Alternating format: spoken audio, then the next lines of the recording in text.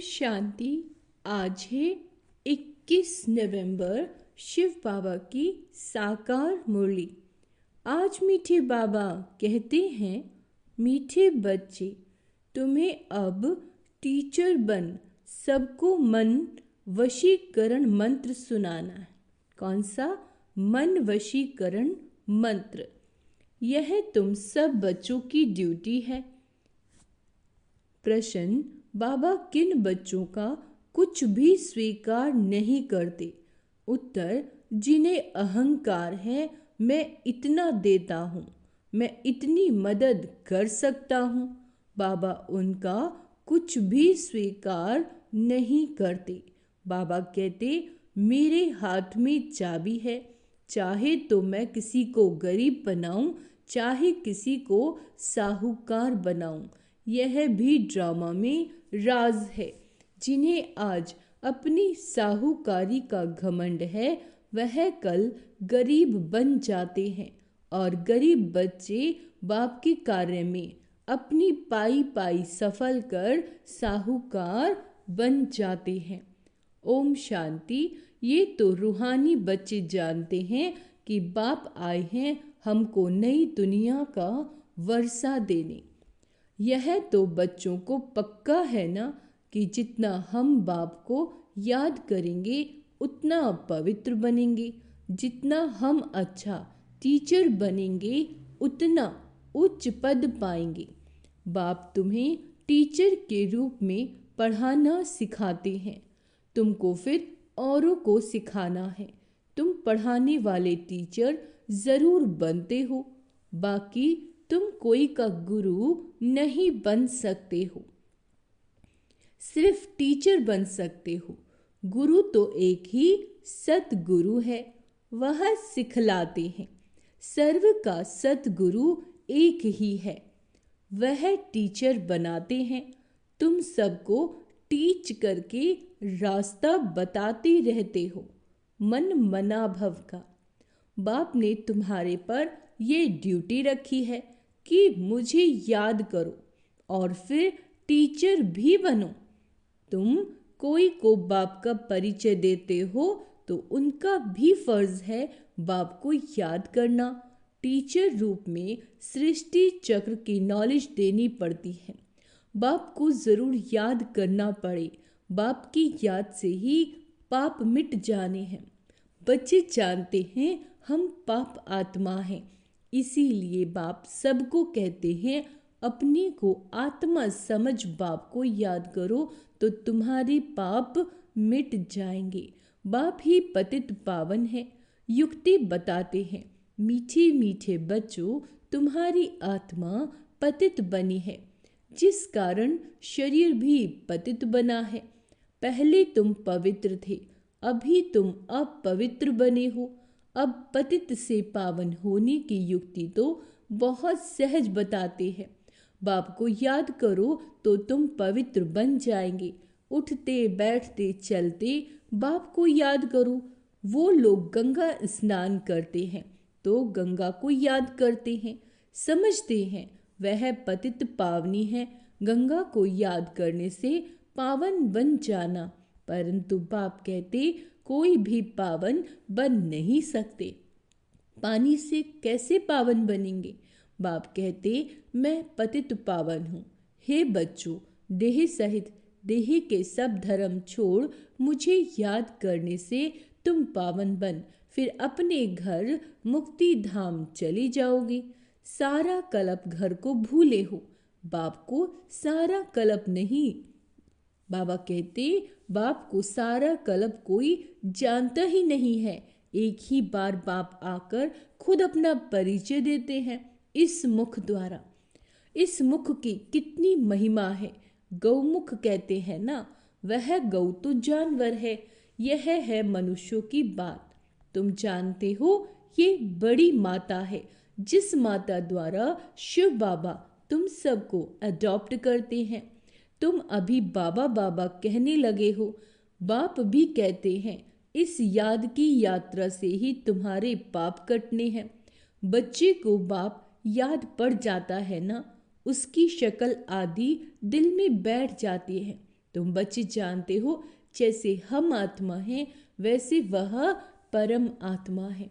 शक्ल में कोई फर्क नहीं, शरीर के संबंध में तो फीचर्स आदि अलग है, बाकी आत्मा तो एक जैसी ही है। जैसे हमारी आत्मा वैसे बाप भी परमात्मा। तुम बच्चे जानते हो, बाप परम धाम में रहते हैं, हम भी परम धाम में रहते हैं। बाप की आत्मा और हमारी आत्मा में कोई फर्क है नहीं। वह भी बिंदी है, हम भी बिंदी है। यह ज्ञान और कोई को है नहीं, तुमको ही बाप ने बताया। बाप के लिए भी क्या क्या कह देते हैं। सर्वव्यापी, पत्थर ठिक्कर में है, जिसको जो आता है कह देते हैं। ड्रामा प्लान अनुसार भक्ति मार्ग में बाप के नाम रूप देश काल को भूल जाते हैं। तुम भी भूल जाते हो। आत्मा अपने बाप को भूल जाती है, बच्चा बाप को भूल जाता है, तो बाकी क्या जानेंगे। गोया निर्धन के हो गए, गोया निर्धन के हो गए। धनी को याद ही नहीं करते, धनी के पाठ को ही नहीं जानते, अपने को भी भूल जाते हैं। तुम अच्छी रीति जानते हो, बरोबर हम भूल गए थे। हम पहले ऐसे देवी देवता थे, अब जानवर से भी बदतर हो गए हैं। मुख्य तो हम अपनी आत्मा को भी भूल गए हैं। अब रिलीजियस कौन करावे रियलाइज। कोई भी जीव आत्मा को ये पता नहीं होगा कि हम आत्मा हैं क्या। कैसे सारा पाठ बजाते हैं, हम सब भाई भाई हैं। ये ज्ञान और कोई में नहीं। इस समय सारी सृष्टि ही तमो प्रधान बन चुकी है, ज्ञान नहीं है। तुम्हारे में अब ज्ञान है। बुद्धि में आया हम आत्मा इतना समय अपने बाप की ग्लानि करते आए। ग्लानि करने से बाप से दूर होते जाते हैं, सीढ़ी नीचे उतरते गए। ड्रामा प्लान अनुसार मूल बात हो जाती है बाप को याद करने की। बाप और कोई तकलीफ नहीं देते, बच्चों को सिर्फ बाप को याद करने की तकलीफ है। बाप कभी बच्चों को कोई तकलीफ दे सकते हैं क्या? लॉ नहीं कहता। बाप कहते मैं कोई भी तकलीफ नहीं देता। कुछ भी प्रश्न आदि पूछते हैं, कहता हूँ इन बातों में टाइम वेस्ट क्यों करते हो। बाप को याद करो, मैं आया ही तुमको ले जाने हूँ। इसीलिए तुम बच्चों को याद की यात्रा से पावन बनना है। बस मैं ही पतित पावन बाप हूँ।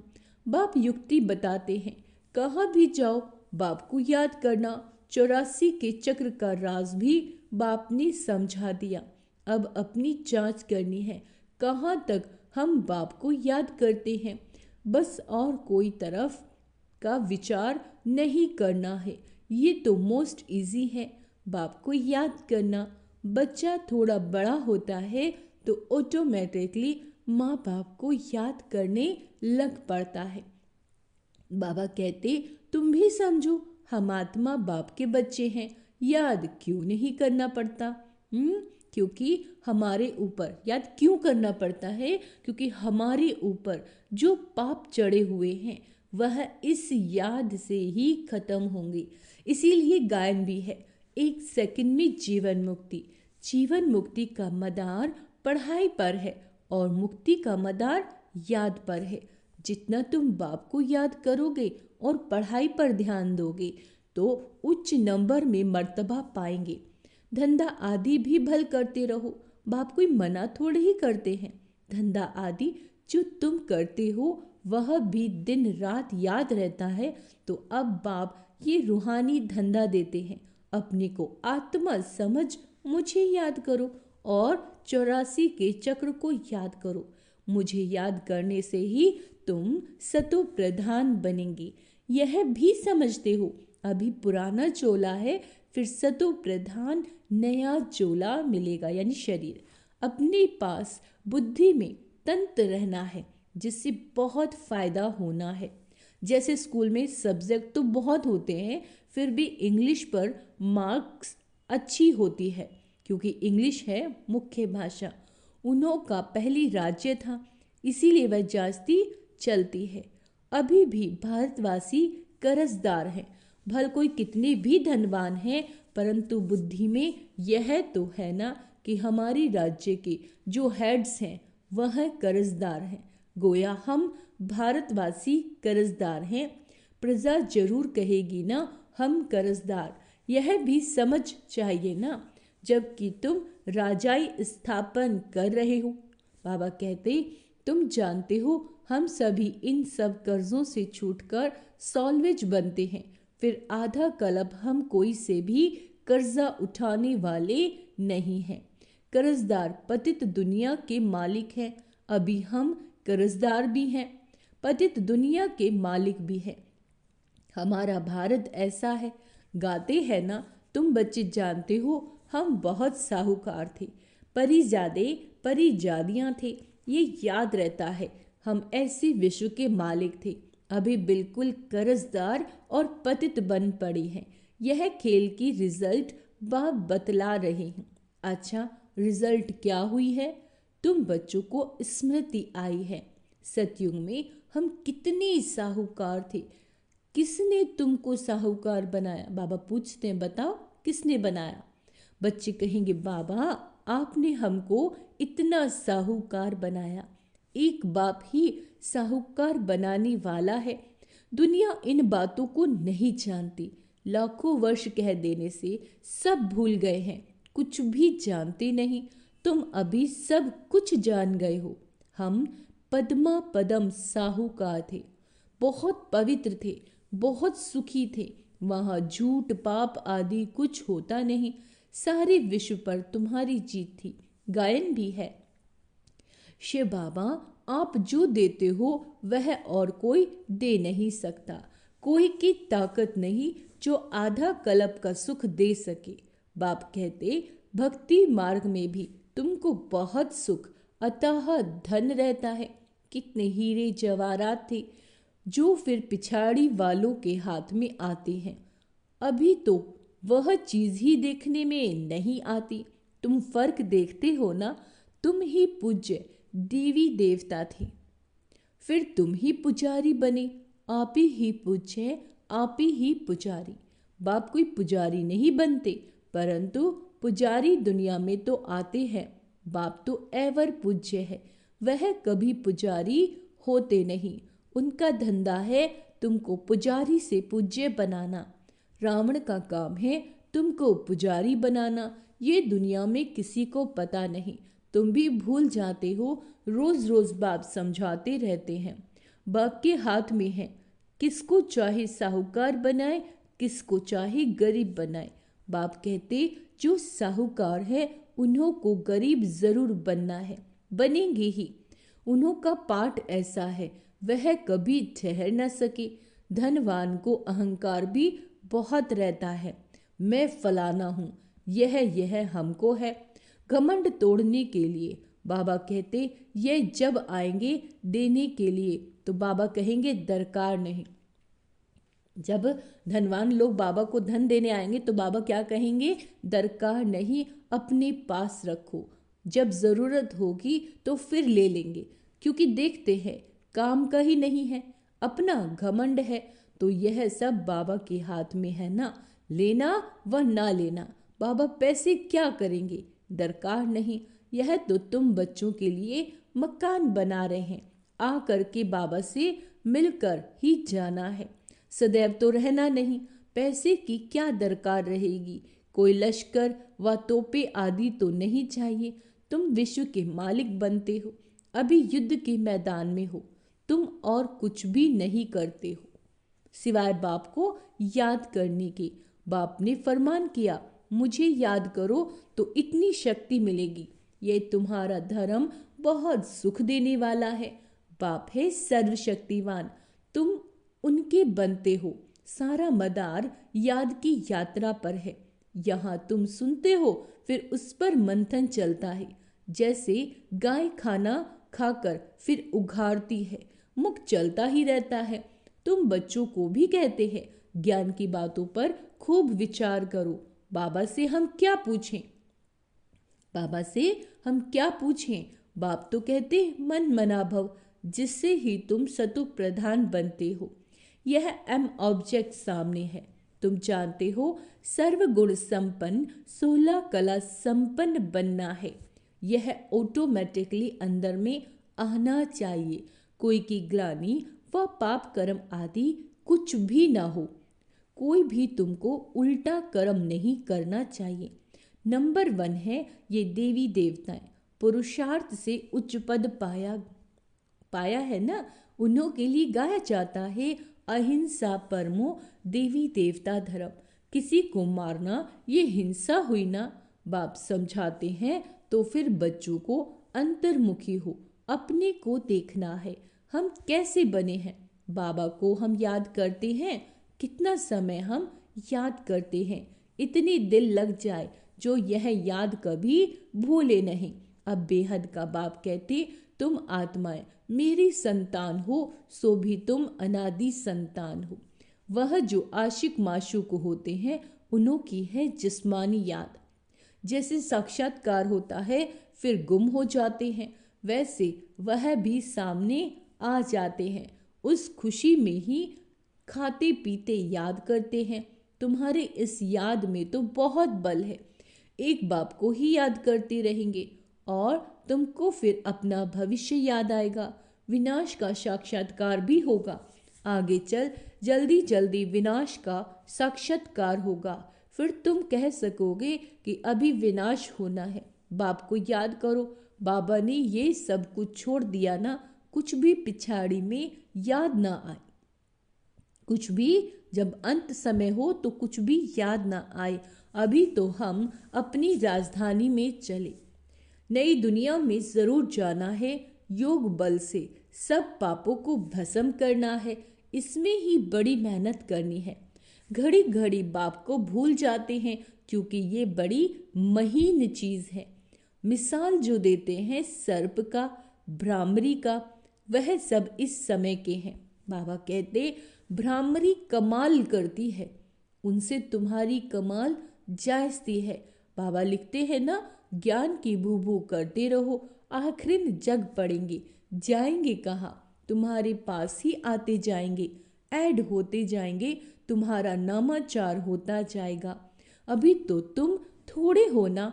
अच्छा, मीठे मीठे से केला दे बच्चों प्रति माता पिता बाप दादा का याद प्यार और गुड मॉर्निंग। रूहानी बाप की रूहानी बच्चों को नमस्ते।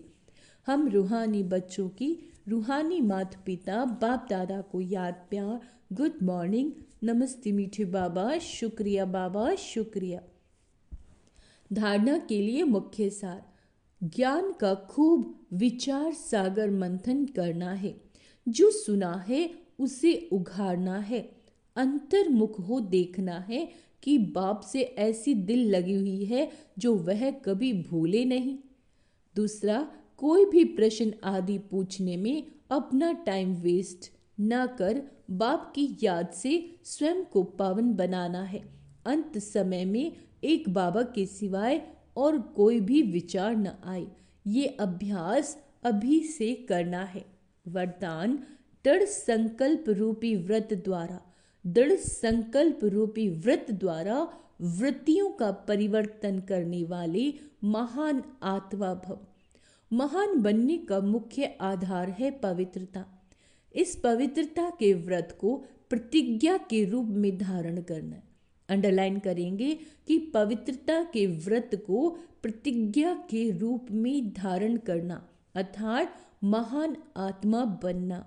कोई भी दृढ़ संकल्प रूपी व्रत व्रति को बदल देता है। ध्यान देंगे, कोई भी दृढ़ संकल्प रूपी जो व्रत है, जो व्रति यानी सोच को बदल देता है। पवित्रता का व्रत लेना अर्थात अपनी व्रति को यानी सोच को श्रेष्ठ बनाना। सब अच्छा होगा, सब अच्छे हैं, है ना। व्रत रखना अर्थात स्थूल रीति से परहेज करना, मन में पक्का संकल्प लेना तो पावन बनने का व्रत लेना।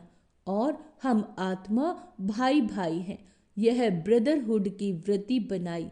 इस व्रति से ब्राह्मण महान आत्मा बन गए। स्लोगन व्यर्थ से बचना है। व्यर्थ बातें जो संकल्प मन में चलते रहते हैं, व्यर्थ से बचना है। तो मुख पर दृढ़ संकल्प का बटन लगा दो। मुख पर, है ना, अंतर्मुखी, एकदम शांत रहना है, चुप रहना है, व्यर्थ बिल्कुल नहीं सोचना ना बोलना। तो बाबा ने बहुत अच्छा शब्द बोला है, मुख पर दृढ़ संकल्प का बटन लगाना है। अच्छा, ओम शांति। तो आज का स्वमान अभ्यास करेंगे। मैं व्यर्थ से मुक्त आत्मा हूँ, मैं महान आत्मा हूँ। अब ऐसा ना हो कि सारा दिन मैं महान आत्मा हूँ, महान आत्मा हूँ, ऐसे स्वमान का अभ्यास करो। ऐसे करना है, मैं महान आत्मा हूँ, मेरा हर संकल्प, मेरा हर कर्म श्रेष्ठ है, इतना श्रेष्ठ है कि दुनिया की हर आत्माएं उसे फॉलो करती हैं। मैं व्यर्थ से मुक्त हूँ, मेरे पास फालतू बातों के लिए फुर्सत ही नहीं। मैं बाबा का, बाबा मेरा, मुझे तो बहुत कमाई करनी है। इस तरह से थोड़ा आगे चिंतन करना है, उघार करना है अपने स्वमान का अभ्यास को भी। अच्छा, ओम शांति।